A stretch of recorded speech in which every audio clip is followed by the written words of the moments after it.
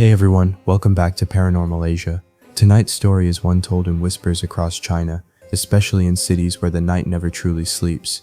The title warns us clearly, never accept rides from strangers in taxis at night, because sometimes the ride you think is safe is the one you never return from. Before we begin, let me ask you something. Where are you watching from, and what time is it there right now? Comment below. Because with stories like these, the time matters. Midnight in Guangzhou feels different from midnight in your own room. Certain hours open doors that should have stayed closed. This story is rooted in Guangzhou, one of China's largest cities, alive with factories, neon, and crowded night markets.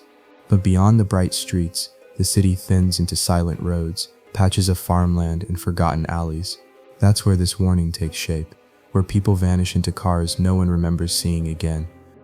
Locals believe that taxis past midnight aren't always what they seem. In Chinese superstition, the hours between 11 p.m. and 1 a.m. are when yin energy grows strongest, when spirits wander freely. Travelers say cars can appear that weren't there moments before, offering rides that lead somewhere no map shows. Our characters tonight are simple, ordinary people. Ming, a young man just 23, exhausted after his shift at a packing factory. Li Hua, his co-worker, shy and careful, who hated walking alone. And then, the taxi driver, a man no one remembers clearly, whose face always slips out of memory. The night began like countless others. Ming and Li Hua left the factory after midnight, their steps echoing down nearly empty streets.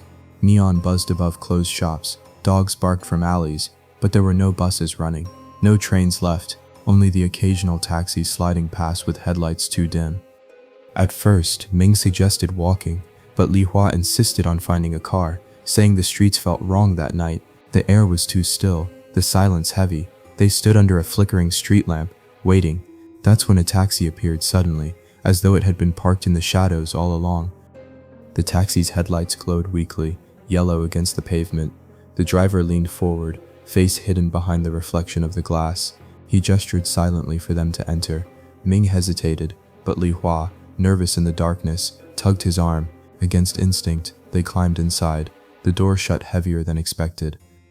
Inside, the car smelled faintly of damp earth, as though it had been parked underground. The seats were cold, almost wet. Ming tried to ask the driver where he was headed, but the man gave no reply, only nodding slightly. The engine rumbled, and the taxi pulled away into silence. As they drove, Ming noticed something strange. The streets outside seemed unfamiliar, even though he had lived in Guangzhou his whole life. Buildings looked older, unlit, and crooked, as if they belonged to another time. Li Hua gripped her bag tightly, staring at the rearview mirror, but the driver's eyes never blinked. Whispers say that some taxis on these roads are not driven by the living. They appear normal until you notice the details: a shadow with no face, a meter that doesn't move, or a road that stretches longer than it should. Ming and Li Hua were beginning to realize all three. Li Hua leaned closer to Ming, whispering that she felt cold, as though someone had opened a window, but the glass was sealed. Ming's phone showed no signal, the time frozen at 12:33. He glanced again at the driver, still no face visible, only the pale blur of a shape. Folklore in China warns about ghost rides. They say if you board a car past midnight and the driver doesn't answer, you must get out immediately, no matter where you are. Otherwise, the journey might take you far beyond the city limits, into places that don't belong to the living. Ming tried to speak again, asking the driver to stop, but the man's hands gripped the wheel tightly, knuckles gray, veins unmoving. The road outside grew narrower, trees pressing closer, no street lamps, no signs. Li Hua whispered that she thought she saw another passenger in the front seat, someone who wasn't moving. The car rolled deeper into the night, and every detail pressed down like a warning.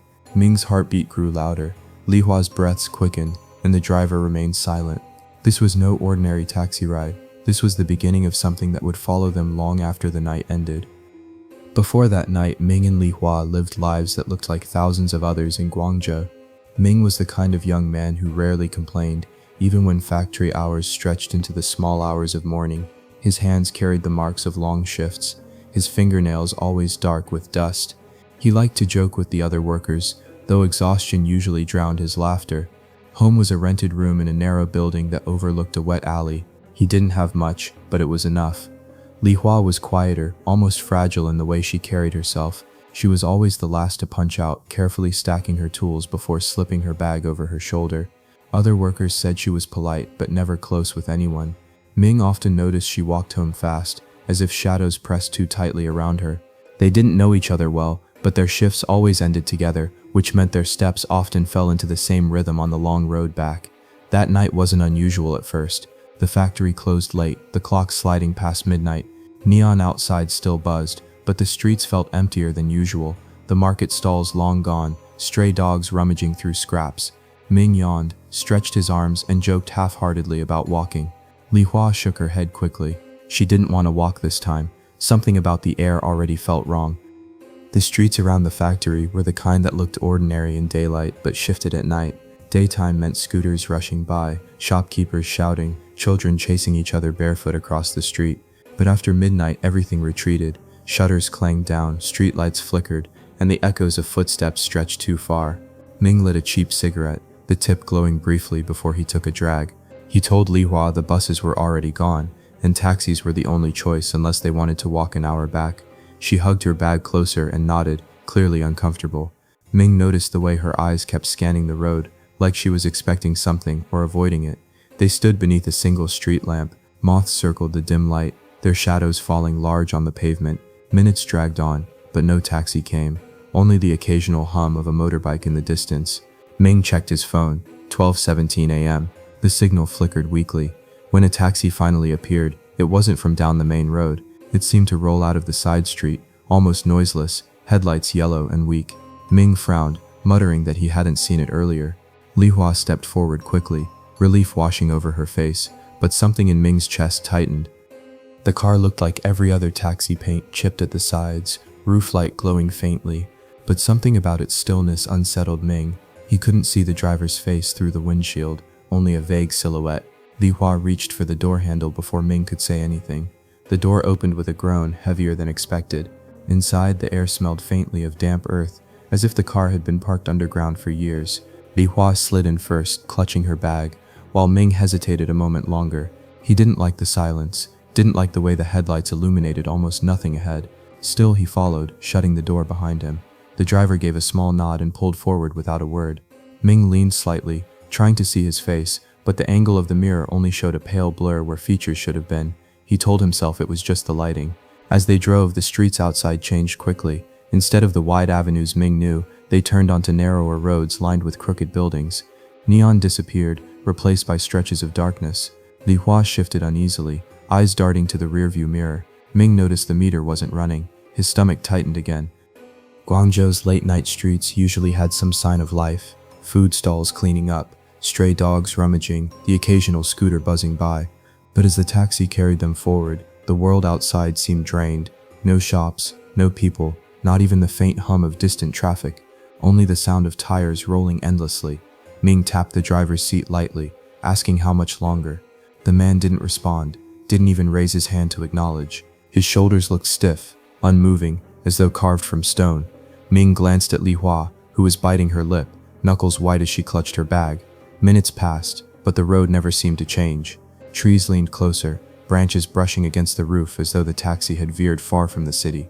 Ming's phone buzzed faintly, then froze. The screen showed 12:33 a.m., no signal. He restarted it, but the numbers didn't move. A whisper of cold crept through the car, though every window was shut. Li Hua trembled, muttering softly that she could see someone else in the front seat, sitting beside the driver. Ming looked sharply, but saw only shadows. His chest tightened again. Something wasn't right. Not with the car, not with the driver, not with the road. Stories of ghost rides aren't new in China. Taxi drivers talk about them in hushed tones during Hungry Ghost Month, warning newcomers not to pick up passengers too late. But this story twists the rule. Sometimes it isn't the passenger who's a ghost, it's the driver who isn't supposed to be there. Ming thought about those warnings now, his mind racing. He'd always laughed them off. Yet here, with Li Hua shaking beside him, the silence pressing on his ears, every old superstition came crawling back. He tried again, louder this time, telling the driver to stop.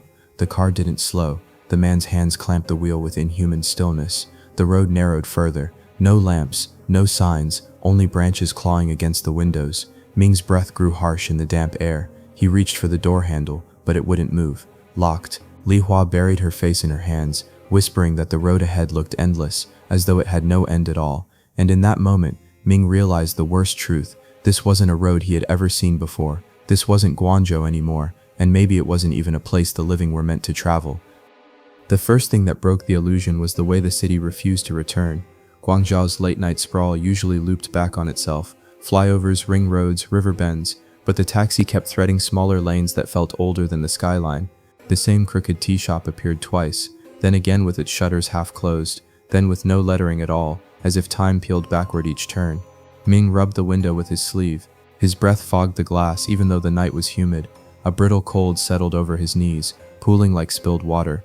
The radio, which had been dead silent, fluttered to life with a scratch of static and a slow, dry rhythm that matched the thump of the tires.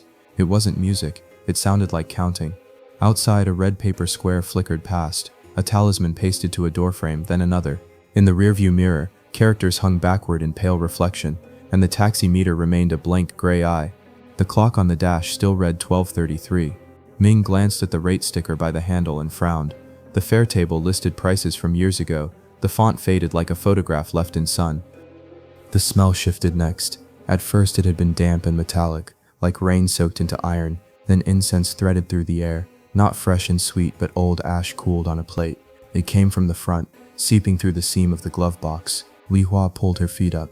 Mud caked the floor mat, black and streaked with fine reed fibers. A strip of grass clung to the heel of Ming's shoe, as if he'd stepped out into a rice field he hadn't entered. He reached into the door pocket, hoping for a tissue, and touched something brittle. Gray flakes crumbled over his fingers. Joss paper burned to thin crescents, folded and half-scorched. He looked up sharply. A ghosted handprint fogged on the inside of the passenger window, small and pale, fingers spread and then fading. The printer slot beneath the meter clicked once, and spit a short strip of paper. No numbers, no fare, only a date stamp smudged into clarity. The Qingming period, tomb-sweeping time, months passed. If a car carried offerings, where had it been before tonight? And if it hadn't carried them, who had? Movement in the front seat drew their eyes. The passenger belt lay flat, but the fabric showed the settled dent of a body leaning forward. A darker crease pressed into the cushion where knees should be. Ming blinked hard, willing the shape to resolve into nothing more than a pattern in the upholstery. The driver's face surfaced briefly in the mirror, an oval blur, no features catching light, as if glass refused to hold him. Street lights had vanished entirely. What passed for landmarks now were pale roadside markers in squat stone piles, each with a slip of red paper fluttering weakly. The counting on the radio thickened, barely human, then folded into whispering that sounded like more than one voice speaking the same phrase. A procession slipped along the opposing lane, paper lanterns, white bands, the long silhouette of a frame carried on shoulders, yet no footfalls, no drum, only cloth moving through air. The taxi never slowed. It veered onto a road Ming didn't recognize, its surface broken by narrow wooden planks that knocked a steady beat beneath them, like crossing a bridge that no longer belonged to a river anyone used. A memory surfaced, the kind shared in break rooms and stairwells when the night runs long. Don't whistle after dark, don't call anyone by name in an empty street, don't look into mirrors between midnight and 1. And if you must ride, check the plate reflection. If the numbers look wrong, get out. Ming leaned, heart punching his ribs, and read the plate in the back window through his own foggy breath. The digits seemed clear, then inverted themselves in the reflection, returning as a string that the superstitious avoided, 4 after 4 after 4. Death repeated. Li Hua's wrist wore a red thread bracelet, the kind aunties tie on to keep the hungry away. It had been snug at the factory. Now it felt loose against her skin. As the taxi climbed a slope past a wedge of dark trees, the thread snapped without sound and curled like a burned hair on her knee. She curled her fingers around the stray ends and swallowed. Breath held at a cemetery. Keep strangers from hitching a ride inside. Someone had told Ming that once. He didn't know if this road had graves, but every tree trunk looked like a column of names. They needed a rule to hold on to any rule, and the car offered one. Nestled in the center tray lay a folded red envelope, the kind used for funerals, edges worn smooth by thumbs. Ming didn't remember it being there when they sat down. He picked it up, expecting weight. It felt empty, yet the paper carried a chill as if stored against stone. A sliver of foil coin winked from the crease, not currency, more like a token pressed into offerings when real money isn't accepted. Pay the dead for passage, an uncle had once joked, laughing to cover the way his eyes slid toward the floor. Outside, the counting radio fell silent, and the tires slowed, not braking, just easing, as if the car had reached a place where speed wasn't necessary. The trees peeled back to reveal a narrow shoulder and a squat shrine blistered by weather, its roof tiles greened with moss. The driver's hands loosened for the first time. The door locks clicked but didn't lift. Ming slid the red envelope forward against the center console, and without trusting his voice, pressed the token flat beneath his palm until his skin stung. The engine idled low, like breath held too long.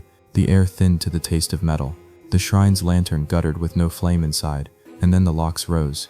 Not all the way, not enough for comfort, but enough to say a choice could be made, if they were brave enough to take it. The locks clicked once, half free, like a throat clearing before speech.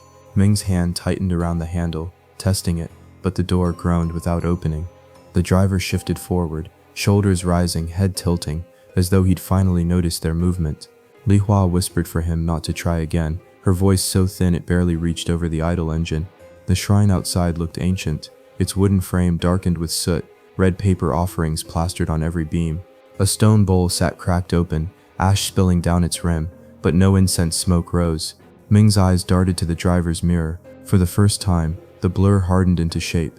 Not a full face, but an outline with hollowed sockets where eyes should be. His stomach lurched. The counting on the radio returned, deeper now, like a chant echoing from beneath the floorboards. The locks snapped shut again, louder this time, sealing them inside. Li Hua pressed her palms together, muttering a prayer through trembling lips, her red thread bracelet broken across her knees. The air inside the car turned bitter, metallic, like breathing coins boiled in water. Something pressed against the glass from the outside, a smudge in the shape of another hand, smaller, childlike, pushing to get in. Ming's grandfather used to warn him about the passenger's seat rule. In certain ghost stories, if you ever see someone sitting next to the driver who isn't really there, it means the ride is meant for the dead, not the living. He looked again. The passenger seatbelt hung tight, stretched around a shape that wasn't visible. The dent in the cushion deepened, as if someone leaned closer to hear Li Hua's frantic prayers. Ming clenched his teeth and shoved the envelope he'd found earlier into Li Hua's hands. She stared at it, wide-eyed, realizing what it was, a Joss envelope, a payment for safe passage. Her fingers shook as she pressed it flat against the seat, bowing her head. The chanting on the radio slowed, each word stretching like a rope pulled taut.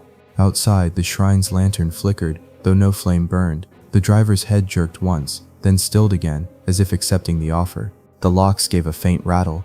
Ming pulled again. This time the handle shifted, not smooth, but enough to let in a sharp gust of night air, carrying the scent of wet grass and river mud.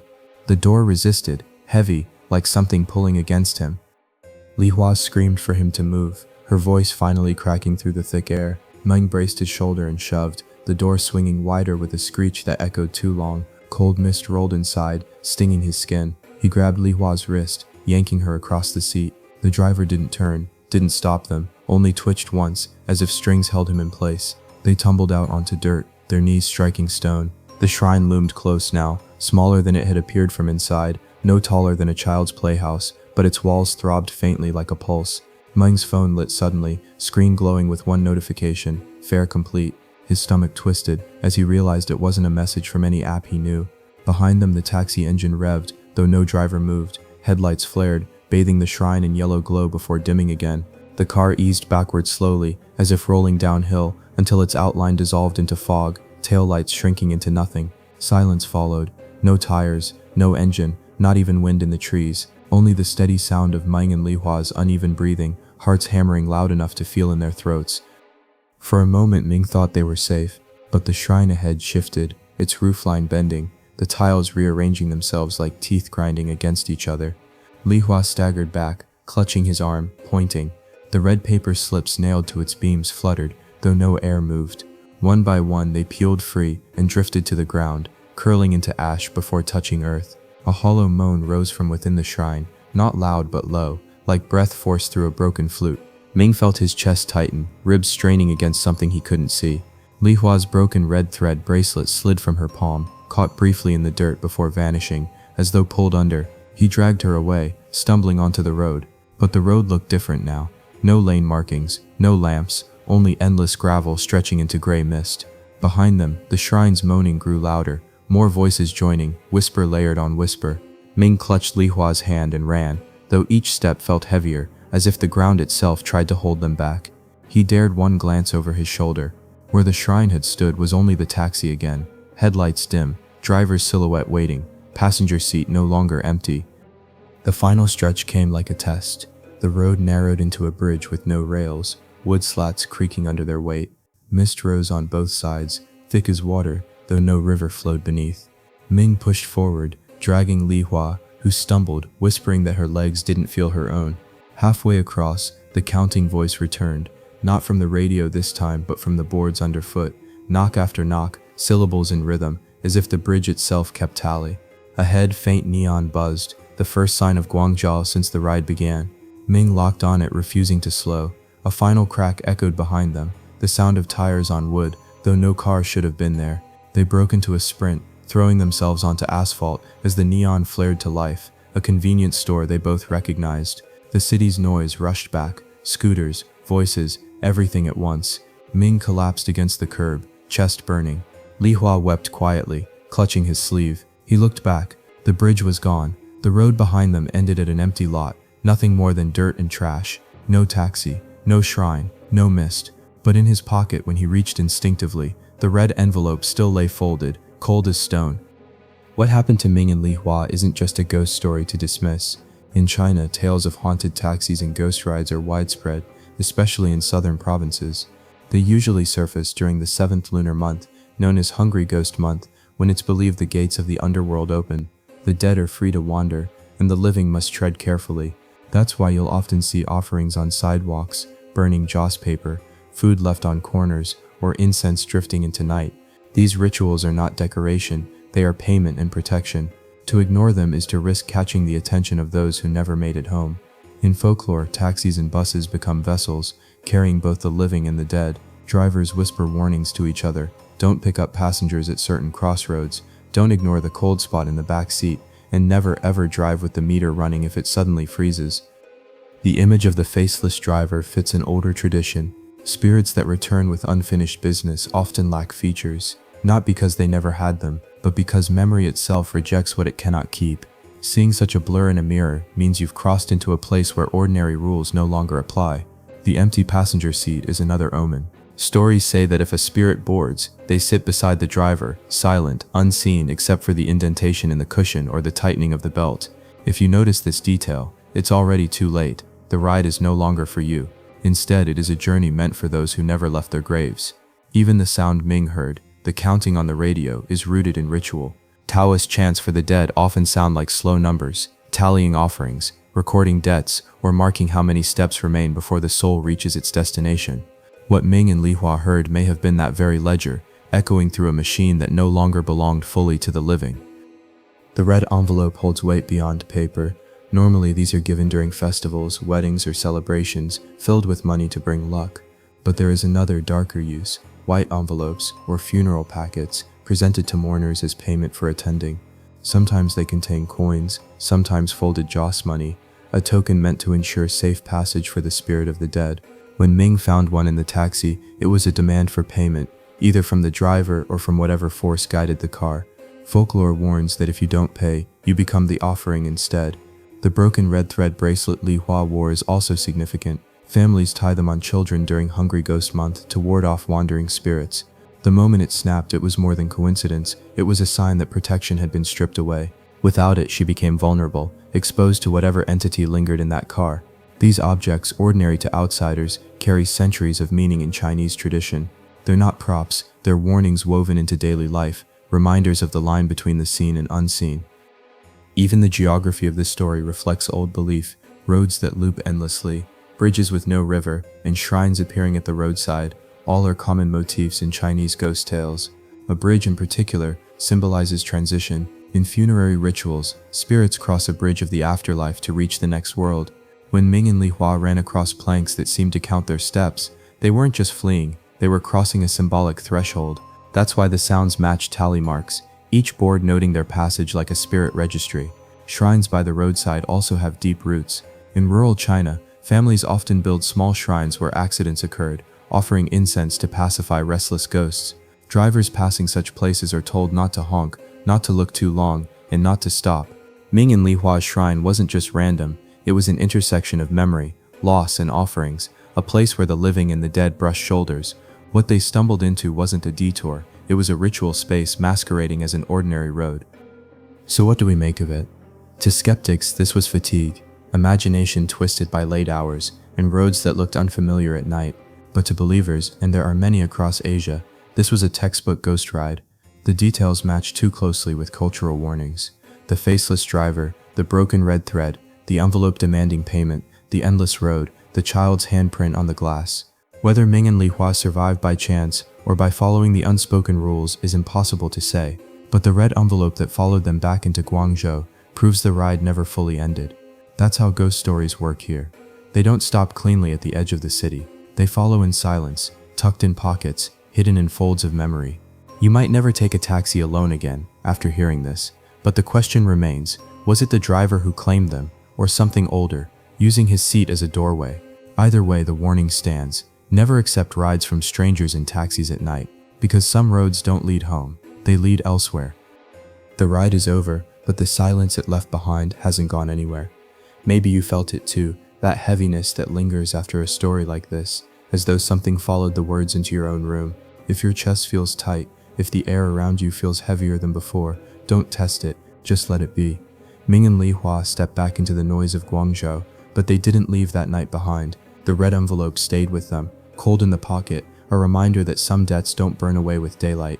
And maybe that's the truth about ghost rides. They don't end when the car stops, they end when the passenger is chosen. So the next time a taxi slows beside you late at night, and the headlights look weaker than they should, ask yourself, would you step inside? Would you dare look at the passenger seat? We've reached the end of tonight's story, but the night itself is far from finished. Somewhere else in Asia, another road is waiting, another journey already unfolding. If you're brave enough, stay with us, watch our next stories, and follow the paths we've already opened. Because once you start listening, the roads never truly close. They're out there waiting, headlights dim, meter frozen, and maybe, just maybe, one of them is waiting for you.